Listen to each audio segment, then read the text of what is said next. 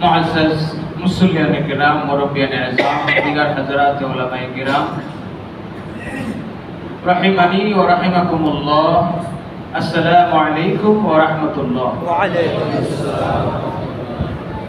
महान अल्लाह जल्ल जलालुहु अम्मा नवालुहु सुब्हानहु व तआला शाही बारगाहे लाखो कोटि शुक्र এবং সুজুদ আদায় করছি যে রব্বুল আলামিন মাহে জিলকাদ মাসে আজকে দ্বিতীয় জুমায় অত্যন্ত বরকতময় সময়ে আল্লাহ রাব্বুল আলামিন আমাদেরকে আল্লাহর ঘরে আসার বসার সুযোগ দিয়েছেন।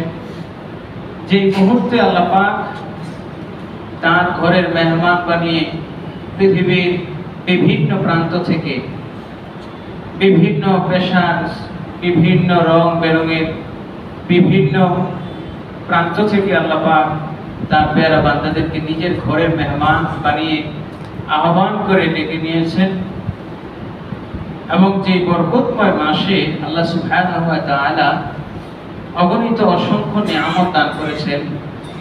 জিলকাদ মাসে এই বরকতময় মুহূর্তে আল্লাহ পাক আমাদেরকে আল্লাহর ঘরে আসার বসার, তার জিকির করার, তার প্যারা হাবিবের উপর দরুদ ও সালাম পেশ করার তৌফিক দিয়েছেন। সেই মহান মনিবের দরবারে কালেমাত শুকর আদায় করে সকলেই সমস্যারে বলি আলহামদুলিল্লাহ। দরুদ ও সালাম পেশ করছি প্যারা নবী রাসূল আরবি হুজুর আকরাম নূরে মুজাসসাম সাইয়্যিদুস সাকালাইন নবিয়ুল হারামাইন ইমামুল কিবলাতাইন ওয়াসিলাতুনা ফিদ দারাইন নবী মুহাম্মদুর রাসূলুল্লাহ সাল্লাল্লাহু আলাইহি ওয়াসাল্লামের নুরানি ইরফানি মুতাবাররক কদম মুবারকে যার উসিলায় আল্লাহ রাব্বুল আলামিন আমাদেরকে হজ এবং হজ কেন্দ্রিক কাবা ঘর কেন্দ্রিক অসংখ্য নিয়ামত যার উসিলায় আল্লাহ আমাদেরকে দান করেছেন, বলেন সুবহানাল্লাহ। খুতবার প্রারম্ভিক পবিত্র কালামে হাকিমের সূরা আলে ইমরানের 96 এবং 97 নং আয়াতে কারিমা থেকে তেলাওয়াত করেছি। তার আলোকে জিলকাদ মাসে যেহেতু সারা বিশ্ব থেকে আল্লাহর বান্দারা মুসলমানরা আল্লাহর ঘরের দিকে ধাবিত হচ্ছে, আল্লাহর ঘরের দিকে ছুটে যাচ্ছে, সেই আল্লাহর ঘরের পরিচয়, কাবা ঘরের ইতিহাস এবং কাবা ঘরের পরিচয় সম্পর্কে আমরা জানব। আল্লাহ সুবহানাহু ওয়া তাআলা আমাদের সকলকে জীবনে একটিবার হলেও কাবা ঘর স্পর্শ করার, হাজর ও আসওয়াদ চুমু খাওয়ার, আল্লাহর ঘরের তাওয়াফ করা, হজ্জে মাবরুর আমাদের সকলের নসিব করেন, সকলে বলি আমিন। পৃথিবীর বিভিন্ন প্রান্ত থেকে আল্লাহর যে সকল বান্দাগণ যাদের খুশ নসিব হয়েছে এই মুহূর্তে মক্কা মদিনায় অবস্থান করছেন, যারা যাচ্ছেন এবং যারা যাবেন, আল্লাহ যেন সকলের হজকে কবুল করেন, বলি আমিন। প্রিয় হাজির, কাবা ঘর এবং মক্কাতুল মুকাররমা এর ইতিহাস যদি আমরা খুঁজতে যাই, দেখতে যাই, তাহলে কাবা ঘরের ইতিহাসটা পৃথিবী সৃষ্টির ইতিহাসের সাথে সম্পৃক্ত, বলেন সুবহানাল্লাহ। নবীজি সাল্লাল্লাহু আলাইহি ওয়াসাল্লাম মক্কা থেকে মদিনাতুল মুনাওয়ারায় হিজরত করার পর 16 থেকে 17 মাস বাইতুল মুকাদ্দাসের দিকে ফিরে নামাজ পড়লেন।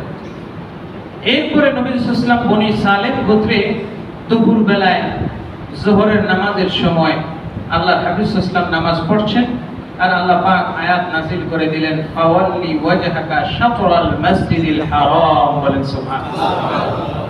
আল্লাহ আয়াত নাযিল করে জানান দিলেন, নবী 2 রাকাত পড়েছেন বাইতুল মুকাদ্দাসে, বাকি 2 রাকাত আপনি আপনার কাবার দিকে, মক্কার দিকে, আমার ঘরের দিকে কিবলা ফিরিয়ে নেন। আল্লাহ রাসূল সঙ্গে সঙ্গে কিবলা ফিরিয়ে নিলেন। ইহুদিদের সঙ্গে বিতর্ক হয়ে গেল। ইহুদিরা বলতেছে মুসলমানরা এতদিন সঠিক ছিল, এখন আবার কোথায় তাদের ভূতে ধরলো যে তারা তাদের কিবলাই পরিবর্তন করে ফেললো। কিন্তু মুসলমানরা জানে যে আমার আল্লাহ সর্বত্র সর্বময় বিরাজমান, সর্বত্র আছে কি আছেন না? এই বিশ্বাস আমাদের আছে কি না? নাকি আবার অনেকে মনে মনে বিশ্বাস করি যে আল্লাহ আরশে বসে আছে? প্রিয় হাজিরিন, আল্লাহ নিজে বলেছেন, ওয়া হুয়া মাআকুম আইনামা কুনতুম, বান্দা তুমি যেখানে আমি আল্লাহ সেখানে। আইনামা তুওয়াল্লু ফাসাম্মা ওয়াজহুল্লাহ, বান্দা তুমি যেদিকে ফিরাও তোমার চেহারা যেদিকেই থাকে না কেন আমি আল্লাহ সেদিকেই আছি, সুতরাং বাইতুল মুকাদ্দাসে আল্লাহ নির্দেশ করেছেন আমরা সেদিকে নামাজ পড়েছি। আল্লাহ নির্দেশ করেছেন ফাওয়াল্লি ওয়াজহাকা শাতরাল মাসজিদিল হারাম। সঙ্গে সঙ্গে নবীজি সাহাবায়ে কেরাম কাবার দিকে নিজেদের চেহারা ফিরিয়ে নিলেন, বলেন সুবহানাল্লাহ। বিতর্ক শুরু হলো। ইহুদিরা বলছে আমাদের বাইতুল মুকাদ্দাস মুসলমানদের নয়, পৃথিবীর সর্বপ্রথম মসজিদ। মুসলমানরা বলতেছে না না, কাবা হলো পৃথিবীর সর্বপ্রথম আল্লাহর ঘর। এই বিতর্কের মাঝে আল্লাহ সমাধান নাযিল করে দিলেন সূরা আলে ইমরানের 96 নং আয়াত 4th পারার প্রথম পৃষ্ঠায় আল্লাহ বলছেন ইন্না আউওয়ালা বাইতিন ওয়াদিআ লিন-নাসি লাল্লাযী বিবাক্কাতা মুবারাকাও ওয়া হুদাল লিল-আলামিন। বলেন সুবহানাল্লাহ। ইন্না আউওয়ালা বাইতিন, এই জমিনের বুকে সর্বপ্রথম যে ঘর আমার আল্লাহ তার বান্দাদের জন্য নির্মাণ করেছেন, ইবাদতের জন্য নির্মাণ করেছেন, সেই ঘর হলো কাবা। বলেন সুবহানাল্লাহ। এই কাবা ঘর সৃষ্টির সূচনা সম্পর্কে ইমাম জাফর সাদিক তিনি বলছেন, আমি আমার পিতার সঙ্গে পবিত্র খানায় কাবা তাওয়াফ করছিলাম।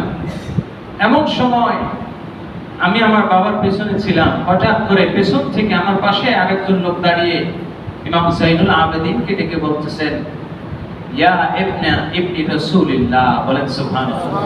হে নবীর সন্তান, নবীর আওলাদ, আপনি বলেন দেখি এই কাবা ঘরের তাওয়াফ মিন আই ইয়াউমিন ইফতাতাহাত তাওয়াফ, কোন দিন থেকে এই কাবা ঘরের তাওয়াফ শুরু হলো, কোন দিন থেকে এই ঘরের তাওয়াফের ইতিহাসের সূচনা শুরু হলো? বলেন না সুবহানাল্লাহ।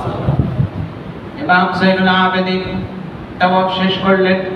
তাওয়াফ শেষ করার পরে সন্তানকে ডেকে বললেন, যে লোকটা আমাকে কাবা ঘর সম্পর্কে প্রশ্ন করেছিল তাকে ডেকে আনো। ডেকে আনা হলো। ডেকে আনার পর ইমাম যায়নুল আবেদিন তিনি বর্ণনা শুরু করলেন কাবা ঘরের ইতিহাস। প্যার হাজরিন, আমরা যে কাবা ঘরের দিকে ফিরে নামাজ পড়ি, মুসলমানদের প্রাণের কিবলা, প্রাণের ঘর, যে ঘরটি এক নজর দেখার জন্য, এক পলক দেখার জন্য একজন ইমানদারের হৃদয় সব সময় ব্যাকুল থাকে। কথা বলেন ঠিক কি?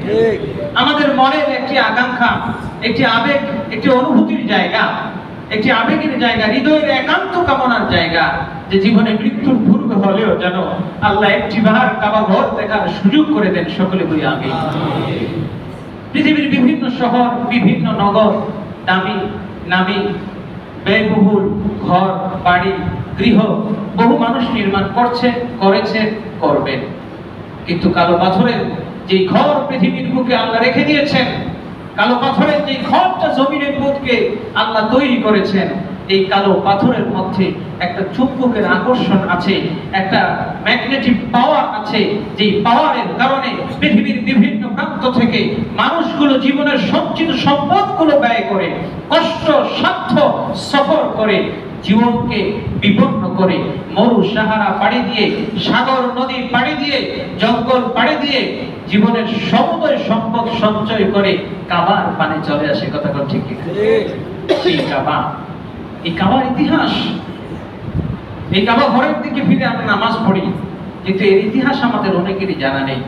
আমরা কেন এর দিকে নামাজ পড়ি, কেনই বা আল্লাহ কিবলাটা আমাদের জন্য কাবা নির্ধারণ করলেন, সে সম্পর্কে আল্লাহ পাক কোরআনের বিভিন্ন আয়াতে বারবার এই কাবা ঘরের গুণ, কাবা ঘরের বৈশিষ্ট্য, কাবা ঘরের সিফাত, ফজিলত বর্ণনা করেছেন। বলেন সুবহানাল্লাহ। কেন আপনাকে কাবা ঘর আকর্ষণ করবে? আপনার মধ্যে যে ঈমানের নূর আছে, সেই নূরের কারণে কাবা ঘর সমস্ত মুমিনকে নিজের দিকে আকর্ষণ করে। একজন হাজী সাহেব যখন লক্ষ লক্ষ টাকা খরচ করে খানায় কাবার দিকে যখন প্রথম তার নজরটা প্রথম যখন কাবার দিকে পড়বে, মানুষটা যত পাষাণ হোক, যত কঠিন হৃদয়ের হোক না কেন, যারা গিয়েছেন বুকে হাত দিয়ে বলতে পারবেন অবশ্যই যে আমি যখন সর্বপ্রথম কাবা শরীফ আল্লাহর ঘর যখন আমার চোখে সর্বপ্রথম ভেসে উঠল, এই যে আমার সামনে কাবা, জীবনে 40 বছর এই ঘরের দিকে ফিরে নামাজ পড়েছি, যখন ইমানদারের চোখের সামনে কাবা তার চোখে ভেসে উঠবে, সঙ্গে সঙ্গে তার চোখ দিয়ে রহমতের বারিধারা বর্ষিত হবে। বলেন সুবহানাল্লাহ। যারা গিয়েছেন তাদের এই অনুভূতিটা এখনো জেগে ওঠে। কথা বলেন ঠিক কিনা? এখনো কাবা ঘরের কথা হারে চোখে ভাসলে চোখে পানি চলে আসে। এই কাবা ঘর কিভাবে আল্লাহ নির্মাণ করলেন, কিভাবে সূত্রপাত হলো, সূচনা হলো, ইমাম সাইদুল আবেদিন তিনি বলছেন, লাম্মা قال الله عز وجل للملائكة إني جاعل في الأرض خليفة।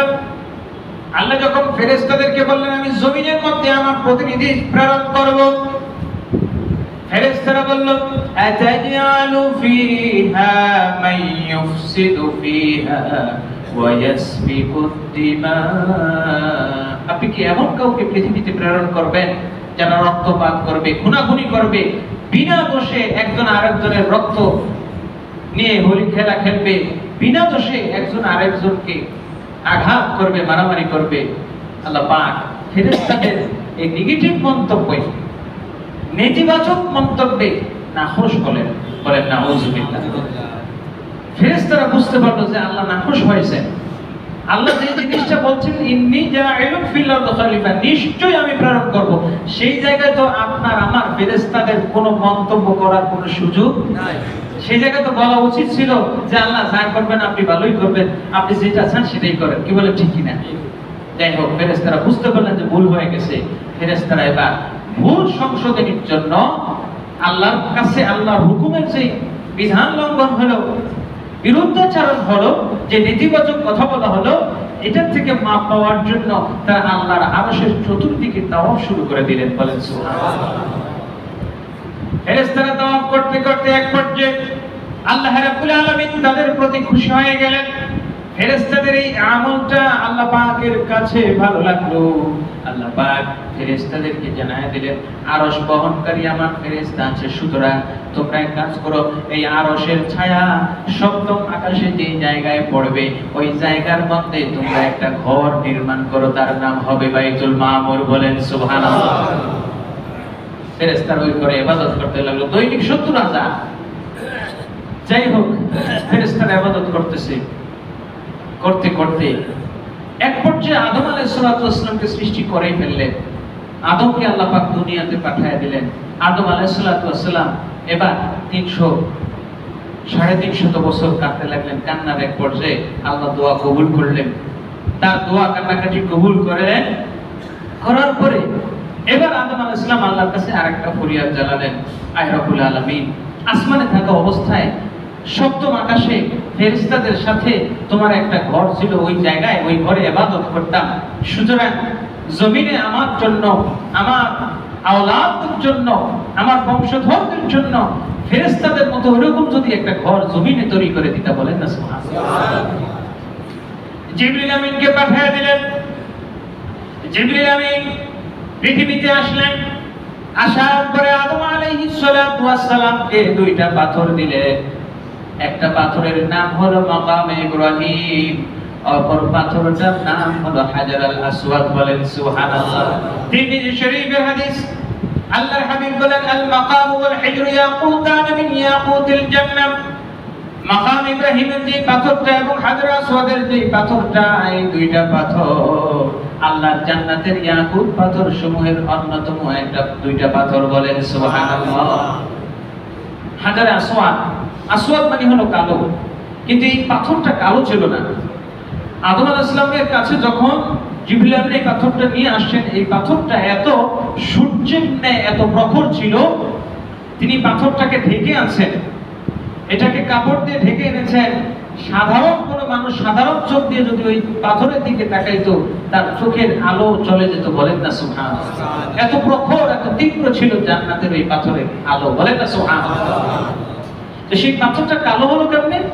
আল্লাহ হাবিব সাল্লাল্লাহু আলাইহি ওয়াসাল্লাম বলেছেন লাওলা লাম তামসাসিদ জাহিলিয়া, যদি জাহেলিয়তের মানুষের গুনাহ মাখা হাত এই পাথরটা স্পর্শ না করত, কিয়ামত পর্যন্ত এই পাথর সূর্যের চাইতে বেশি আলো পৃথিবীবাসীকে দিত। বলেন না সুবহানাল্লাহ। সেই পাথর কাবা ঘরের গায়ে এখনো আছে। সেই পাথরটা কোন পাথর? হযরত ওমর রাদিয়াল্লাহু তাআলা আনহু তিনি হাজরে আসওয়াদ চুমু খেতেছেন, চুমু খেয়ে বলতেছেন ইন্নাকা হাজারুন লা তানফা ওয়া লা তাশা, হে পাথর তুমি কোনো উপকারও করতে পারো না, কোনো ক্ষতিও করতে পারো না। হযরত ওমর রাদিয়াল্লাহু তাআলা আনহু বলছেন আমি তোমাকে চুমু খাই কারণ আমি দেখেছি আমার নবী চুমু দিয়েছেন তোমাকে, সেইজন্য চুমু দেই।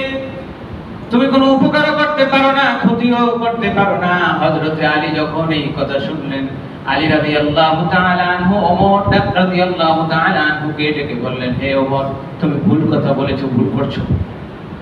ইন্নাহু লা ইয়ানফাউ, এই পাথর উপকার করতে পারে না, ক্ষতি করতে পারে না, এটা সঠিক নয়। ইন্নাহু লা ইয়ানফাউ, এই পাথর অবশ্যই উপকার করতে পারে। এই পাথর কোনো সাধারণ পাথর নয়। এবার আলী রাদিয়াল্লাহু তাআলা ওই পাথরের ইতিহাস আবার বর্ণনা শুরু করলেন। ওমর রাদিয়াল্লাহু তাআলা বললেন, ভাই একটু বলেন এই পাথরের ইতিহাস কি? হযরত আলী রাদিয়াল্লাহু তাআলা বললেন, এই পাথরটা হলো এমন একটা পাথর জমিনের বুকে ইয়ামিনুল্লাহ, আল্লাহর কুদরতি ডান হাত হলো এই পাথর। বলেন সুবহানাল্লাহ। লাউ সাফাহা মিন আহাদিকুম, কোন বান্দা যদি এই হাজর আসওয়াদে চুমু খায় সেজন্য আল্লাহর কুদরতি ডান হাতের মধ্যে চুমু খায়। বলেন সুবহানাল্লাহ। ওয়ালাউ মুসাফাহা, কোন বান্দা ওয়ালাউ সাফাহা, কোন বান্দা যদি এই ওয়ালাউ বায়া, এই পাথর ধরে স্পর্শ করে কিয়ামতের পূর্ব পর্যন্ত আল্লাহর যত নবীর উম্মত যত আসবেন, আল্লাহর যত বান্দা আসবে, এই পাথর স্পর্শ করবে। পাথর আল্লাহর নবীর হাতে বায়াতের নিয়ত কেউ যদি স্পর্শ করে তাহলে আল্লাহর নবীর হাতে বায়াতের সওয়াব তার আমলনামায় দিয়ে দিবেন। বলেন সুবহানাল্লাহ। কারণ আল্লাহ কোরআনে বলছেন ইয়াদুল্লাহি ফাওকা আইদিহিম, সূরা ফাতহের মধ্যে বায়াতের রিদওয়ানে নবীজির হাত ধরে 1400 সাহাবী বায়াত হয়েছে। আর আল্লাহ বলছেন ইয়াদুল্লাহি ফাওকা আইদিহিম, 1400 মানুষ নবীজির হাতে হাত ধরে বায়াত করে নাই, বরং তাদের 1400 মানুষের হাতের উপরে, নবীর হাতের উপরে ছিল আমি আল্লাহর কুদরতি হাত। সুবহানাল্লাহ। সেই পাথর হলো এই পাথর ইয়ামিনুল্লাহ, আল্লাহর কুদরতি ডান হাত। হযরত আলী রাদিয়াল্লাহু তাআলা আনহু বললেন, আর এর রহস্য আছে।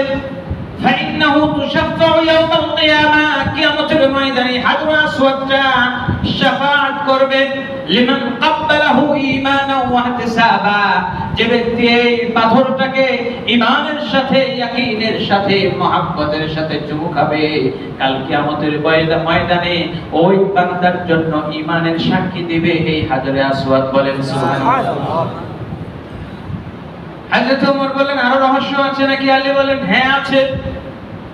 হযরত আলী এবার বলতেছেন আল্লাহ পাক কোরআনের মধ্যে বলছেন ওয়া ইযা আখাযনা মিসাকাকুম, আমি যখন সমস্ত মানুষের কাছ থেকে অঙ্গীকার গ্রহণ করলাম, আলাস্তু বিরাব্বিকুম, আমি কি তোমাদের রব নই? সমস্ত মাখলুক, সমস্ত বান্দা, মুসলিম নন মুসলিম, ইমানদার কাফের, সকলেই বলেছিল ক্বালু বালা। কি বলেছিলাম? বালা, অবশ্যই আপনি আমাদের রব। এরপরে আল্লাহ বলছেন শাহিদনা, আমি সাক্ষী থাকলাম, ফাশহাদু, তোমরাও সাক্ষী থাকো। এখন আমরা সাক্ষী আছি, আল্লাহ তো সাক্ষী আছেন, কিন্তু আমাদের সাক্ষীর খবর নাই, আমরা তো ভুলে গেছি, আমরা ভুলে গিয়েছি। কিন্তু আল্লাহ পাক এই একটা সাক্ষী রেখে দিয়েছেন। কি? হযরত আলী বলতেছেন সেই শপথের সেই ঘটনা, সেই শপথ বাক্য, এবং আমরা যে ক্বালু বালা, আমরা বালা বলেছি, আমাদের স্বীকৃতি, আমাদের শপথের সেই শপথনামা, অঙ্গীকার নামাটা লিখে আল্লাহ পাক এই পাথরের দুইটা ঠোঁট আছে, এই পাথরের দুইটা চোখ আছে। সুবহানাল্লাহ। আলী রাদিয়াল্লাহু তাআলা বলছেন লাহু আইনানি ওয়া শাফাতান, দুইটা চোখ আছে, চোখ দিয়ে দেখবে, ওয়া শাফাতান, দুইটা ঠোঁট আছে, ঠোঁট দিয়ে কিয়ামতের ময়দানে কথা বলবে। সুবহানাল্লাহ বলে। হযরত আব্দুল্লাহ ইবনে আব্বাস রাদিয়াল্লাহু তাআলা আনহু তিনি বলছেন হাদিস শরীফে, আকসিরুল লামসাল হাজার, তোমরা বেশি বেশি দুইটা পাথর, দুইটা কোণায় স্পর্শ করবা। কাবা ঘরের কোণা চারটা, কয়টা? চারটা কোণের মধ্যে দুইটা কোণ নবীজি স্পর্শ করতেন। একটা হলো রুকনে ইয়ামানি, কাবা ঘরের চারটা কর্নারকে, কোণাকে বলা হয় রুকন। কি বলে? রুকন। রুকন। চারটার মধ্যে রুকনে ইয়ামানি, এবং রুকনে আসওয়াদ অর্থাৎ রুকনে ইয়ামানি, ইয়ামানের দিকে যে কর্নারটা, এটাকে রুকনে ইয়ামানি বলে, এই কর্নারটা স্পর্শ করতেন। আর হাজার আসওয়াদের পাথর যেই কর্নারে আছে কাবা ঘরের দরজার পাশে, এই স্পর্শ, এই জায়গাটা, এই পাথরটা স্পর্শ করতেন। বলেন সুবহানাল্লাহ। আব্দুল্লাহ ইবনে মাসউদ বলছেন, আকসিরু, তোমরা বেশি বেশি এই পাথরটা স্পর্শ করো, ফাইন্নাহা তুরফাউ ওয়া তুরজাউ, কেননা এই পাথরটা অচিরে ফিরিয়ে নেওয়া হবে, উঠিয়ে নেওয়া হবে। কামা ইউরজা কামা ইউতিয়া ফি বাইতিল্লাহ, যেমনি ভাবে জিবরিল আমিন হযরত আদম আলাইহিস সালামকে এই দুইটা পাথর এনে দিয়েছিলেন, কিয়ামতের পূর্বে জিবরিল আমিন এসে এই হাজরে আসওয়াদটা উঠে নিয়ে যাবেন। বলেন সুবহানাল্লাহ। রাসূল সাল্লাল্লাহু আলাইহি ওয়াসাল্লাম বলছেন যে এমন একটা সময় আসবে, মানুষ ঘুম থেকে উঠবে, কাবা ঘর থাকবে, কিন্তু কাবা ঘরের গায়ে হাজরে আসওয়াদ থাকবে না। আলী রাদিয়াল্লাহু তাআলা আনহু তিনি বলছেন যে আল্লাহ সুবহানাহু ওয়া তাআলা আলমে আরওয়ায় মানুষের সাথে যে শপথ অঙ্গীকার অনুষ্ঠান, শপথ অনুষ্ঠান হয়েছিল, সেই শপথ নামাটা এই পাথরকে বলেছিলেন, তুমি তোমার মুখ খোলো। তখন এই পাথর মুখ খুললো, তখন এই পাথরের ভিতরে আল্লাহ পাক ওই অঙ্গীকার নামাটা রেখে দিয়েছেন। বলেন সুবহানাল্লাহ। সুতরাং কোন ইমানদার বান্দা ঈমানের সাথে, ইয়াকিনের সাথে, আল্লাহর উপর অবিচল অচল আস্থার সাথে যদি কোনো ইমানদার বান্দা এই পাথরটা চুমু খায়, কিয়ামতের ময়দানে হাজর আসওয়াদ ওই বান্দার জন্য, ওই হাজী সাহেবের জন্য আল্লাহর দরবারে শাফাআত করবে। বলেন সুবহানাল্লাহ। হযরত যায়নুল আবেদিন তিনি এভাবে বর্ণনা শুরু করলেন, কাবা ঘরের ইতিহাস। ফেরেশতারা যখন তাওয়াফ করলো, তাওয়াফের পর আরশ তাওয়াফ করে যখন তারা বাইতুল মামুর উপহার লাভ করলো, আদম আলাইহিস সালাতু ওয়াস সালাম কান্নাকাটি করে আল্লাহর কাছ থেকে কাবা ঘর পাইলেন। বলেন সুবহানাল্লাহ। কাবা ঘরটা কোন জায়গায় নির্মিত হলো, কেন মক্কায় হলো? পৃথিবীর অন্য জায়গায় তো হইতে পারতো, কি বলে ঠিক কিনা? এর কারণ হলো মক্কা যে শহরটা, সেই শহরটার প্রাচীন নাম হলো বাক্কা। কি নাম? বাক্কা।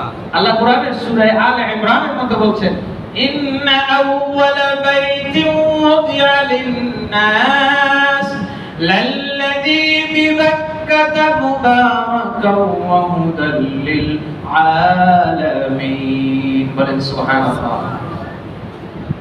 নিশ্চয়ই পৃথিবীর সর্বপ্রথম ঘর কাবা এটি অবস্থিত, এটি আল্লাহ সর্বপ্রথম নির্মাণ করেছেন। সুতরাং ইহুদিরা যে বলছে বাইতুল মুকাদ্দাস আগে নির্মাণ হয়েছে, তাদের এই কথার কোনো ভিত্তি নাই। প্যারা হাজিরি, তাও আবার মক্কা শহরে কেন নির্মাণ হলো, আর মক্কার নামই বা কেন বাক্কা? বাক্কা শব্দের অর্থ হলো মুজামুল ওয়াসিতের মধ্যে এসে, বাক্কা মানে হলো তাই সাইলুন, এবং অর্থাৎ সাগরের মধ্যে যে ঢেউ আসে, এই ঢেউকে বলা হয় বাক্কা। ঢেউ একটার পর একটা, কক্সবাজার যখন যাবেন দেখবেন এই ঢেউ গুণে জীবনে কেউ শেষ করতে পারবে? কথা বলে পারবে? কত হাজার, কত কোটি, কত লক্ষ ঢেউ পৃথিবীর কোন কম্পিউটারে হিসাব করতে পারবে? এইটাকে বলা হয় বাক্কা। বারবার আসতেছে ঢেউ, আপনি ঢেউ থামাইতে পারবেন না। এখন এই মক্কা নগরীটা যে জায়গাটা আছে, পৃথিবীর প্রথম মাটি। পৃথিবীটা তো আগে ছিল পানি। পৃথিবীর এখনো আমরা ভূগোল থেকে জানি, পৃথিবীর এখনো 75% হলো পানি। তার মানে আগেও পৃথিবী কি ছিল? সব পানিই ছিল। ওয়াজআলনা মিনাল মাই কুল্লা শাইইন হাই, আল্লাহ পাক সব জীবিত বস্তুকে পানি থেকে সৃষ্টি করেছেন। বলেন সুবহানাল্লাহ। এখন পৃথিবীতে যে ভূমি সৃষ্টি হলো কিভাবে? ঢেউয়ের পর ঢেউ আসে, ঢেউ আস্তে আস্তে পৃথিবী এই পানির মধ্যে একটা জায়গায় ফেনা তৈরি হলো। সাগরের মধ্যে মাঝখানে ঢেউ হইতে হইতে দেখবেন ফেনা হয়, ফেনা হইতে হইতে সেখানে শৈবাল জমা হয়, বালু জমা হয়, বালু জমা হইতে হইতে হইতে হইতে একসময় এই জায়গার মধ্যে কি হয়? দ্বীপ তৈরি হয়, ভূমি তৈরি হয়। তারপরে আস্তে আস্তে এটা ছড়াইয়া পড়ে। তো বাক্কা, এখানে ঢেউ আস্তে আস্তে ওই জায়গার মধ্যে আস্তে আস্তে পৃথিবীর সর্বপ্রথম ভূমি যেটা, পৃথিবীর সর্বপ্রথম মাটি যেটা, সেটাই হলো মক্কার মাটি। বলেন সুবহানাল্লাহ। আর এই জায়গায় বাক্কা বলা হয়েছে এই জন্য, যেমনি ভাবে ঢেউ সমুদ্রের ঢেউ তীরের দিকে 24 ঘন্টা, প্রত্যেকটা মুহূর্ত শত শত হাজার হাজার ঢেউ সমুদ্রের তীরে আছড়ে পড়ে। ঠিক তেমনি আল্লাহর ঘর কাবার দিকে প্রতি মুহূর্তে প্রতি সেকেন্ডে ফেরেশতা, রহমতের ফেরেশতা, দুনিয়ার আল্লাহর পেয়ারা কাবা ঘরের আশিক বান্দারা, আল্লাহ প্রেমিক বান্দারা প্রতি মুহূর্তে কাবা ঘরের দিকে ঢেউয়ের ন্যায় ঝাঁকে ঝাঁকে এসে যাবে। বলেন সুবহানাল্লাহ। এইজন্য এটার নাম বাক্কা। আল্লাহ পাক যাইনুল ইমাম যাইনুল আবেদিন বলছেন, সেই ঘরটা আল্লাহ পাক আদম আলাইহিস সালাতু ওয়াস সালামকে ফেরেশতারা এসে নির্মাণ করে দিলেন। নির্মাণ করার পর ইমাম আজরাকি আখবারে মক্কার মধ্যে বলছেন, সর্বপ্রথম ফেরেশতারা এই কাবা ঘর নির্মাণ করেছে এবং ফেরেশতারা কিয়ামত পর্যন্ত কাবা ঘর নির্মাণের পর তারা কি করে, বাইতুল মামুর নির্মাণের পর প্রতি মুহূর্তে সেখানে 70,000 ইবাদত করতে আসে দিনে রাতে মিলে। এবং ওইখান থেকে সোজা বরাবর কোন জায়গায় কাবা ঘর নির্মিত হলো, আরশের সোজা ছায়া বরাবর বাইতুল মামুর, আর আসমান থেকে একেবারে আরশের সোজা ছায়া জমিনে যেই জায়গায় পড়ে ওই জায়গায় হলো কাবা ঘর। বলেন সুবহানাল্লাহ। কাবা ঘর আল্লাহ পাক সর্বপ্রথম ফেরেশতাদেরকে দিয়ে নির্মাণ করলেন। আদম আলাইহিস সালাম ইবাদত করতেন। প্রথম এই কাবা ঘরটা ওই যে বললাম দুইটা পাথর আল্লাহ জান্নাত থেকে দিয়েছেন। এই পাথরের দিকে সবাই তাকাইতে পারতো না, আদম আলাইহিস সালাম ঢেকে রাখতেন। এই পাথরের মধ্যে নূর ছিল ঢেকে রাখার কারণে। উনি যখন ওফাত লাভ করেছেন, ইন্তেকাল করেছেন, আদম আলাইহিস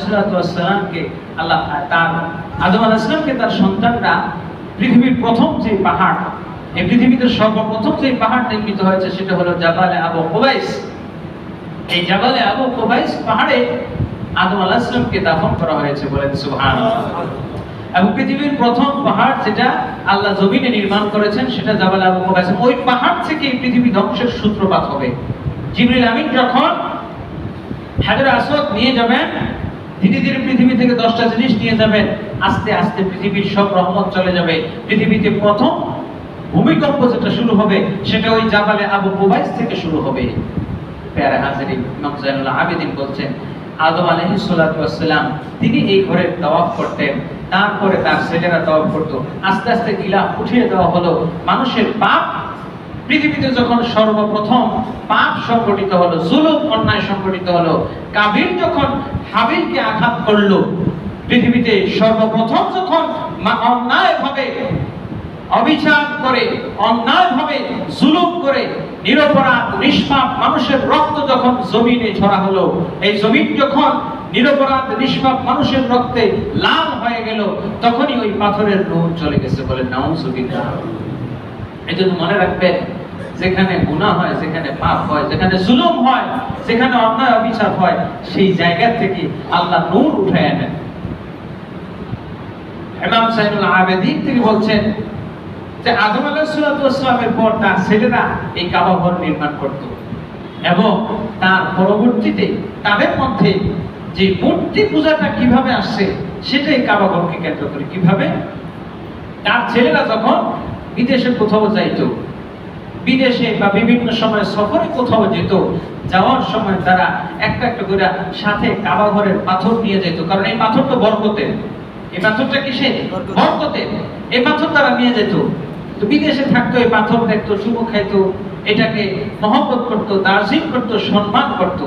আস্তে আস্তে এই পাথর থেকে আস্তে আস্তে তারা চিন্তা করলো যে পাথরের একটা আকৃতি দেই, একটা হাত দেই, একটু চেহারা দেই, একটা মূর্তির মতো বানায়। এই করতে করতে পাথরের মহব্বত থেকে তাদের মধ্যে মূর্তির একটা মহব্বত তৈরি হলো এবং সেখান থেকে মূর্তি পূজার সূত্রপাত হয়ে গেল। বলেন নাউযুবিল্লাহ। হইতে হইতে এমন হলো যে এখন সেই যেই কাবা ঘর তাওহীদের নিদর্শন, সেই কাবা ঘরের ভিতরে মূর্তি ঢুকে গেল। বলেন না নাউযুবিল্লাহ। ফেরেশতাদের নির্মাণ করার পর আদম আলাইহিস সালামের ছেলেরা আবার কাবা নির্মাণ করলেন। এরপরে 1000 বছর চলে গেল।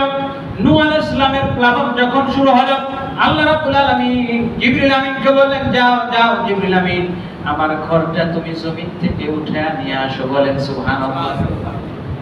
আমার ঘরটা আসমানে নিয়ে আসো। আর দুইটা পাথর আছে, সেই দুইটা পাথর কিন্তু উঠায় নিয়ে আসো না। দুইটা পাথর কি? হাজরে আসওয়াদ আর মাকামে ইব্রাহিমের পাথর, এই দুইটা পাথর একটা হেরা পর্বতে রাখবা আর একটা জাবালে আবু কুবাইসে রাখবা, যার ফলে বৃষ্টি, তুফান, বন্যা যত কিছুই হোক না কেন একটা সময় এই দুই পাথরের বরকতে আমি জমিটাকে আবার পানির নিচে থেকে উপরে উঠে দেব। বলেন সুবহানাল্লাহ। কাবা ঘরের প্রতি এত টান, নূহ আলাইহিস সালামের নৌকা পর্যন্ত কাবা ঘরের তাওয়াফ করেছে। সুবহানাল্লাহ বলেন। 150 দিন তাফসীরের কিতাব তাফসীরে তাবারির মধ্যে আসছে 150 দিন তিনি নৌকায় ভ্রমণ করছেন, ঘুরছেন।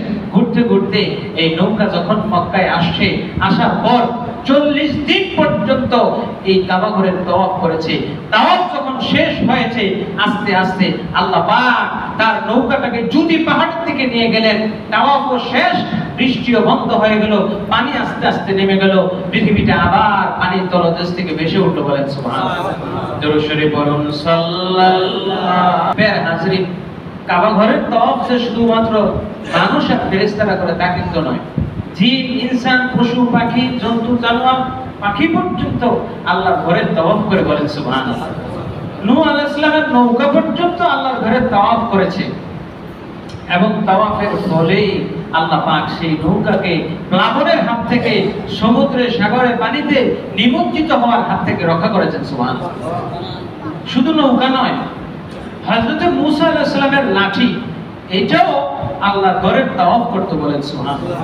ইমাম আজরকি রাহমাতুল্লাহ আলাইহি আখবারে মক্কার মধ্যে উল্লেখ করতেছেন, মূসা আলাইহিস সালামকে তার শ্বশুর ছাগল উপহার দিয়েছেন, ছাগলের সাথে সাথে আবার একটা লাঠিও দিয়েছেন। কি দিয়েছেন?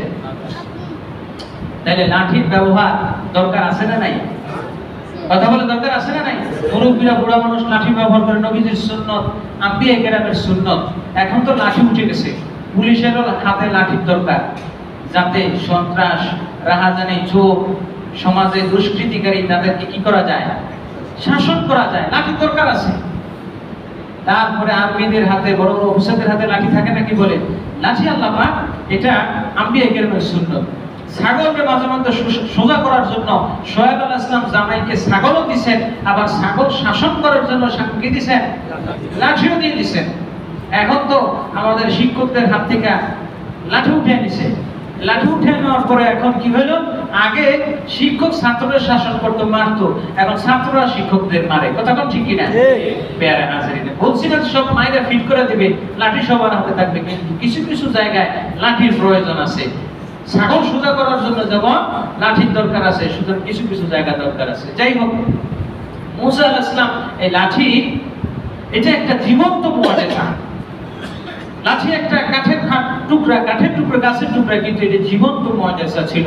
এটা মাধ্যমে আল্লাহ পাক মূসা আলাইহিস সালামকে 9টা মুআজিজা দিয়েছেন। কয়টা? 9টা। লাঠি দিয়ে পাথরে আঘাত করলে পানি হয়ে যেত, পাথরে আঘাত করলে পাথর থেকে পানি বের হইতো, সাগরে আঘাত করলে সাগরে রাস্তা বের হইতো। বলেন না সুবহানাল্লাহ। গাছে আঘাত করলে, গাছের ইশারা করলে গাছের পাতাগুলো এমনি এমনি ঝরে পড়তো। সুবহানাল্লাহ। ঠিক। আবার এটাকে ছেড়ে দিলে এটা বিশাল অজগর সাপ হয়ে যেত। বলেন না সুবহানাল্লাহ।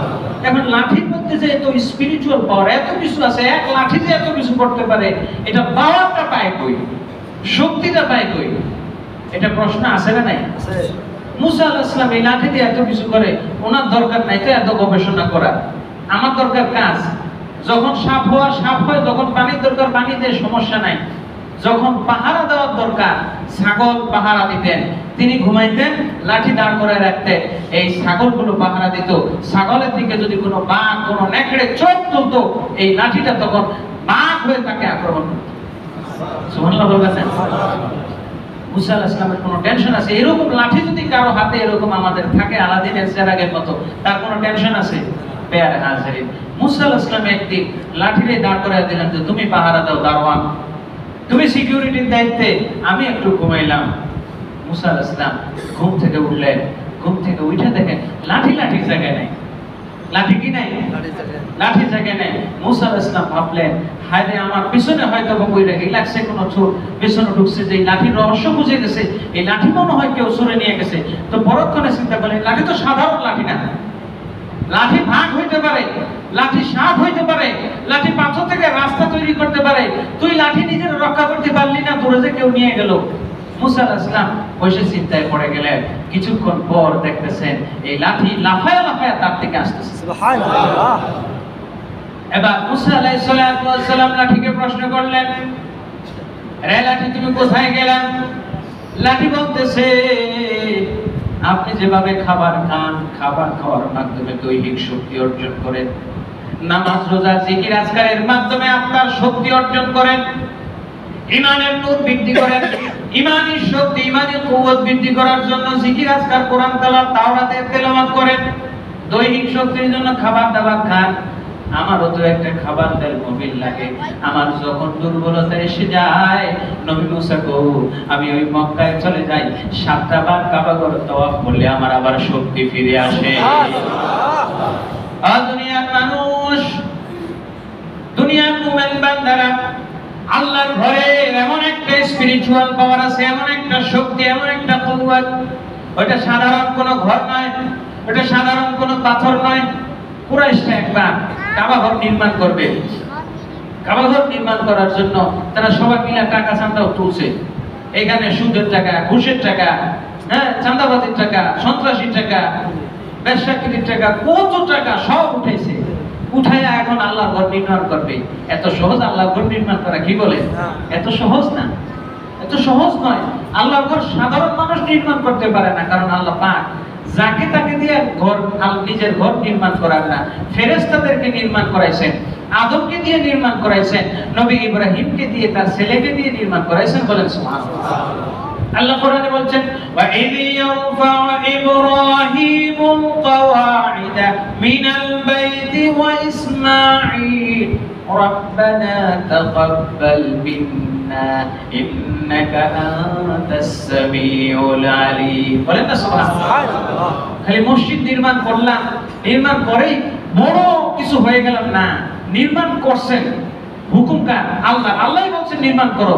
বাপ বেটা দুইজন মিলে নির্মাণ করলেন। বাবা হলেন রাজমিস্ত্রি আর ছেলে হইলেন, বাবা ইব্রাহিম রাজমিস্ত্রি, ছেলে ইসমাইল হলো রাজমিস্ত্রির যুগালি। বলেন সুবহানাল্লাহ। তাইলে রাজমিস্ত্রির পেশা একেবারে ছোট পেশা না, কি বলেন? ঠিক কিনা? নবী ইব্রাহিম ছিলেন রাজমিস্ত্রি, আবার ইঞ্জিনিয়ারও ছিলেন, কাবা ঘরের ইঞ্জিনিয়ার। মূল ড্রয়িং করছেন আমার আল্লাহ। বলেন সুবহানাল্লাহ। আর ম্যাপ ট্যাপ সব বুঝিয়ে দিয়েছেন জিবরিল আলাইহিস সালাম। বলেন না সুবহানাল্লাহ। কোনটা এদিক হবে, এইদিকে কত ফিট হবে, সব জানায় দিয়েছেন। ম্যাপ ট্যাপ ড্রয়িং সব আল্লাহর কাছ থেকে জিবরিল আমিন এনেছেন। আর মূল কন্ট্রাক্টর, মূল কাজটা ইব্রাহিম তার ছেলেকে নিয়ে করেছেন। বলেন না সুবহানাল্লাহ। প্যারা হাজারিন, আল্লাহ ঘর নির্মাণ তারা করলেন। তো বলছিলাম যে এই ঘরে একটা পাওয়ার আছে, শক্তি আছে। আপনি চাইলে এই ঘরটা ধ্বংস করতে কেউ পারবে না। তারা কুরাইশরা চিন্তা করছে কাবা ঘর নির্মাণ করবে, পুনরায় পুরান হয়ে গেছে, ইট পাথর সুরকি ভেঙে পড়তেছে, উপরের ছাদ ভেঙে পড়তেছে। তারা মিলে সবাই ঠিক চাঁদাবাজি তুলে টাকা কিছু জমায়, এবার কাবা ঘর তো আগে ভাঙতে হবে। গেল একজন কাবা ঘরের একটা ইট টান দিছে। কিতাবের তাফসীরে তাবারীর মধ্যে আছে ওয়ালিদ ইবনে মুগীরা সে সর্বপ্রথম ইট টান দিল, একটা ইট খুলে ফেললো, খুলে যখন নিচে রাখছে ইটটা লাফ দিয়ে আবার জায়গার মধ্যে বসে গেছে। সুবহানাল্লাহ। এই ঘরের প্রত্যেকটা ধুলি বালি পাথরের কণা, সাধারণ কোন ইট পাথর নয়, এগুলো সব আল্লাহর নিদর্শন। বলেন সুবহানাল্লাহ। আল্লাহ কোরআনে বলছেন ফীহি আয়াতুম বাইয়িনাতুম মাকামু ইব্রাহিম ওয়া মান দাখালাহু কানা আমিনা। বলেন সুবহানাল্লাহ। ফীহি আয়াতুম বাইয়িনাত, এই কাবা ঘরের মধ্যে রয়েছে আল্লাহর সুস্পষ্ট নিদর্শন। প্রতিটা ইঞ্চি জায়গার মধ্যে, প্রতিটা ধুলিবালির মধ্যে, প্রতিটা পাথরের মধ্যে আমার আল্লাহর কুদরত, আমার আল্লাহর নিদর্শন, আয়াত, নবীদের মুজিজা বিদ্যমান। বলেন সুবহানাল্লাহ। কারণ ওই পাথরগুলো প্রত্যেকটা ধুলিবালির মধ্যে নবীদের দেহের ঘাম মিশে আছে। সুবহানাল্লাহ। আপনি কেন সেখানে যাবেন? কেন লক্ষ টাকা খরচ করে আপনি কেন যাবেন? কারণ আল্লাহ বলছেন কানা আমিনা, ওই জায়গাটা হলো নিরাপদ জায়গা। সুবহানাল্লাহ। আরে ভাই, টাকা হলে লন্ডন, আমেরিকা, কক্সবাজার চলে যায়, কয় টাকা উমরা করতে লাগে? 1-1.5 লাখ টাকা। অনেক ভাইয়ের অনেক চাকরি বাকরি অনেক আছে, ব্যাংকে বহু টাকা আছে, সামর্থ্য আছে, আমরা অনেকে যাইতে চাই না। কিন্তু কেন যাবে না? কেন মন চায় না?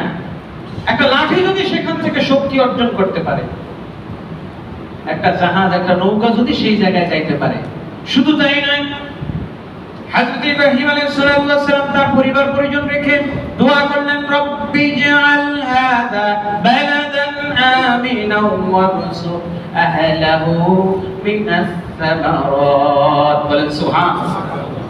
হে আল্লাহ, ইন্নী আসকানতু যুররিয়াতি গায়রা যী যারইন, আল্লাহ তোমার হুকুমে তোমার ঘরের কাছে আমার স্ত্রী সন্তানকে রেখে গেলাম, কিন্তু মনে রেখো তুমি তো জানো গায়রা যী যারইন, এমন একটা জায়গায় রাখছি এখানে একটা বীজ ফলাইলে গাছ তো দূরের কথা, বীজটা বালু খায়া ফেলায়।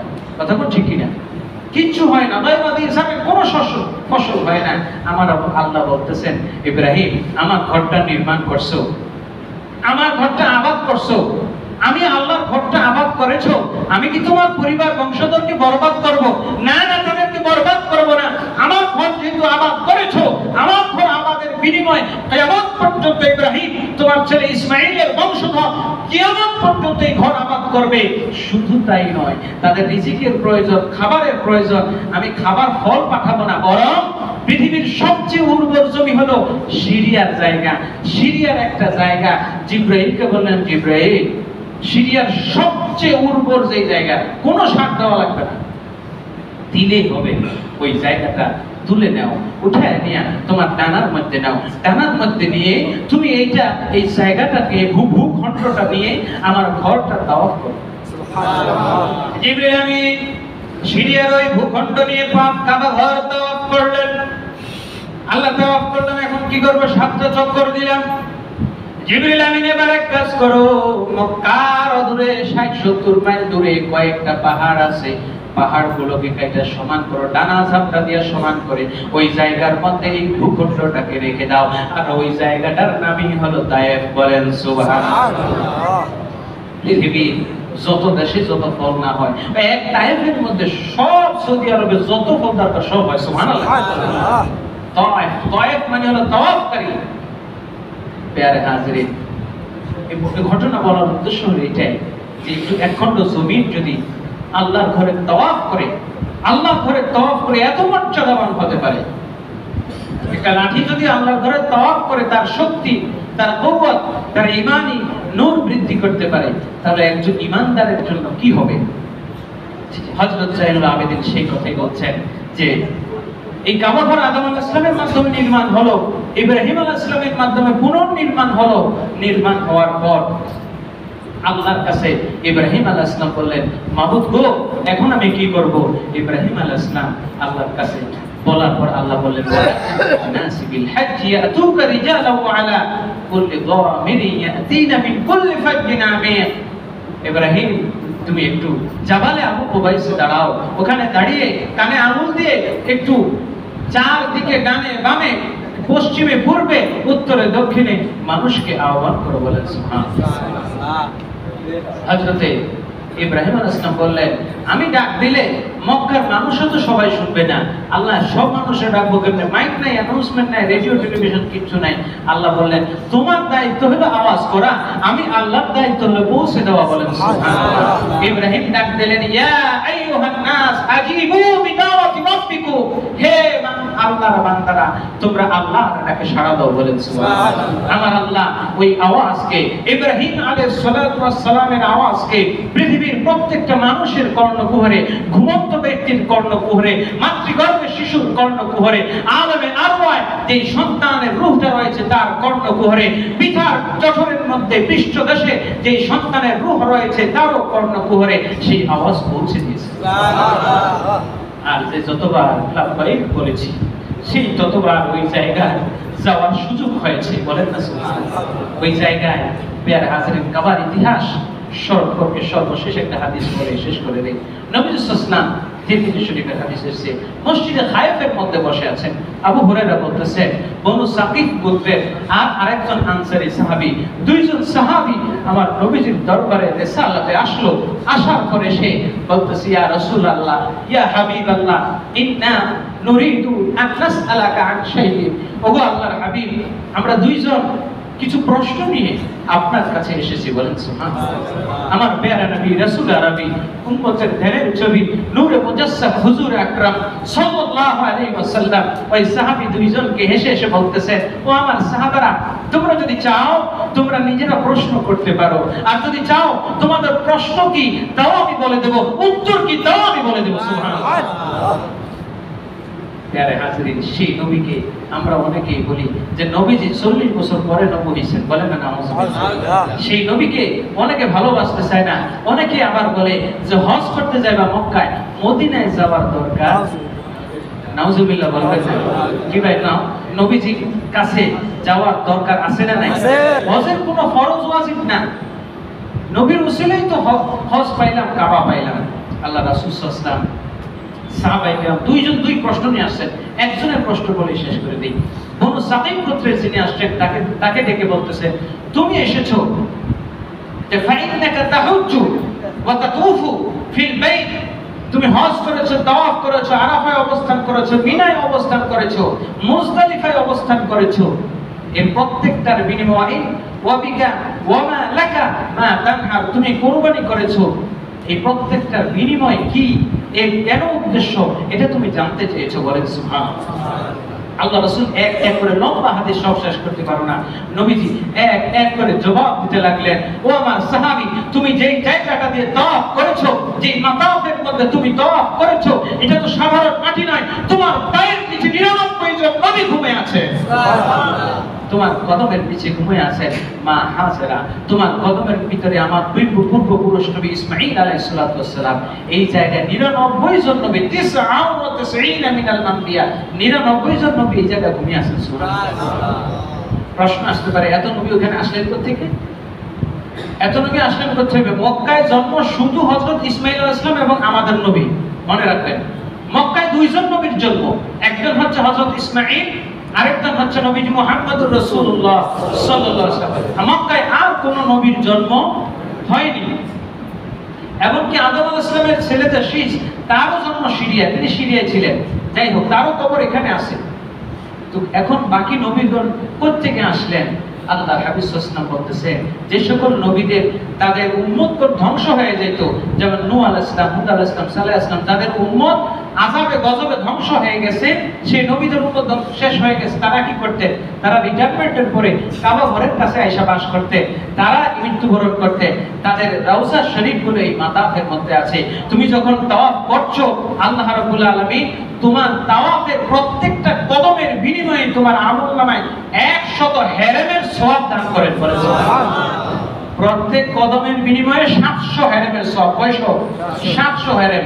100 হেরেমের সওয়াব, 1 হেরেমের সওয়াব সমান সমান 1 লক্ষ নেকি, বলেন সুবহানাল্লাহ।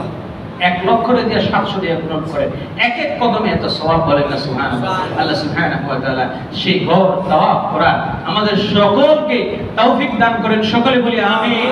আল্লাহ পাক হজ্জে মাবরুর আমাদের সবাইকে জীবনে একটিবার কাবা ঘর দেখা, তাওয়াফ করা, হাজর আসওয়াদ চুমু খাওয়া, এবং যারা এবছর গিয়েছেন, যাচ্ছেন, যাবেন, তাদের সকলকে যেন হজ্জে মাবরুর নসিব করেন, সকলে বলি আমিন। আল্লাহ দাওয়ানা আলহামদুলিল্লাহি রাব্বিল আলামিন।